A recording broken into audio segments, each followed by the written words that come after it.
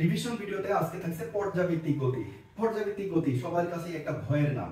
আসলে ভয় ভয় পাওয়ারই কথা, একটু ঝামেলা করে এখান থেকে প্রশ্নগুলো, কিন্তু আপনাদেরকে মনে রাখতে হবে ঢাকা ইউনিভার্সিটিতে রিটেনে আমাদের পর্যাবৃত্তিক গতি থেকে ম্যাথ আসার সম্ভাবনা 99%। সেক্ষেত্রে আর এমসিকিউ এর কথা বলি, যারা খুব বেশি পর্যাবৃত্তিক গতি ভয় পান তাহলে তাদের ক্ষেত্রে শুধুমাত্র এই সূত্রটা যদি আমরা ভালো করে বুঝে যাই, মানে সরল তরঙ্গের সূত্র T = 2π/L/g।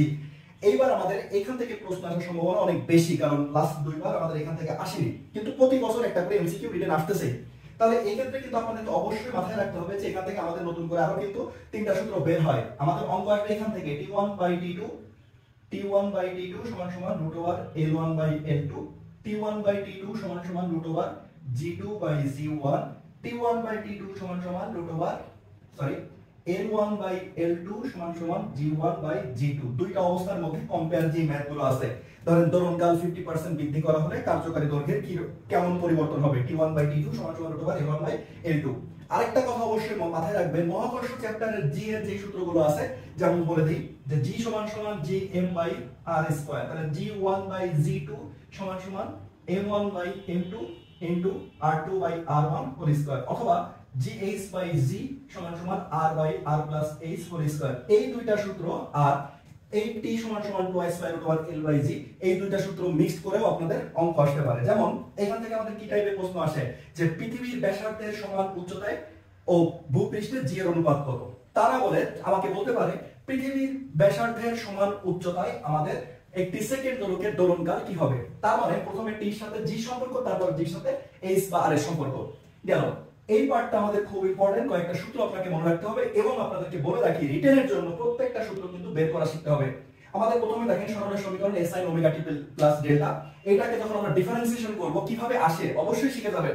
ডিফারেন্সিয়েশন করলে আমরা বেগ পাবো, তাকে ডিফারেন্সিয়েশন করলে আমরা ত্বরণ পাবো, এবং আমরা জানি যে একটা সরল দোলকের সাম্য অবস্থায় এইখানে বেগ থাকে সর্বোচ্চ আর বিস্তারে ত্বরণ থাকে আমাদের সর্বোচ্চ। তাহলে x যখন 0 তখন আমরা সর্বোচ্চ বেগের সূত্র পাচ্ছি ওমেগা a, আর বেগ সরণ যখন এর সমান বিস্তারের সমান তখন আমরা সর্বোচ্চ ত্বরণের সমীকরণ পাচ্ছি।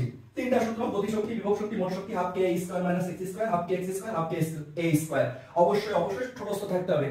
এইটার প্রশ্নের প্যাটার্নটা অনেকটা আমাদের আধুনিক পদার্থবিজ্ঞানের সূচনায় আমি কিন্তু তিনটা সূত্র লিখছিলাম, ঠিক একই রকম। এখানেও আপনাকে বলা হবে যে গতি শক্তি মোট শক্তির 1/5 গুণ, তাহলে সরণ কত, গতি শক্তি বিভব শক্তি সমান, তাহলে আমাদের সরণ কত, এই টাইপের। সেক্ষেত্রে এই তিনটা সূত্র মাস্ট। এই তিনটা মিস হলে আমাদের প্রশ্ন আসবে স্প্রিং থেকে, স্প্রিং এর কম্পাঙ্ক এবং স্প্রিং এর পর্যায়কাল। সেক্ষেত্রে এখান থেকে আমাদের দ্বিগুণ তিনগুণ ছাড়া অপশন নাই, যেহেতু ক্যালকুলেটর নাই। স্প্রিং ধ্রুবক দ্বিগুণ করা হলে পর্যায়কাল কি হবে, 1/√2। স্প্রিং ধ্রুবক দ্বিগুণ করা হলে কম্পাঙ্ক কি হবে, √2। এগুলো আপনারা পারবেন। আরেকটা জিনিস আপনারা অবশ্যই এই পার্টটা একটু দেখে রাখেন যে যদি একটা স্প্রিং কে আমরা L1:L2 অনুপাতে কাটি তাহলে কি হবে, স্প্রিং ধ্রুবক দুইটা কে L1 + L2/L1 L1 + L2/L2, মানে একবার L1 একবার L2 দুই পাশেই আমাদের দুইবারই k গুণ হচ্ছে।